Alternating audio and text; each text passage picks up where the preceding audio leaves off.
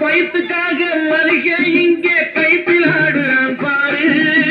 ஆடி முடிச்சு இறங்கி வந்தா அப்புறம் தாண்டா சோறு.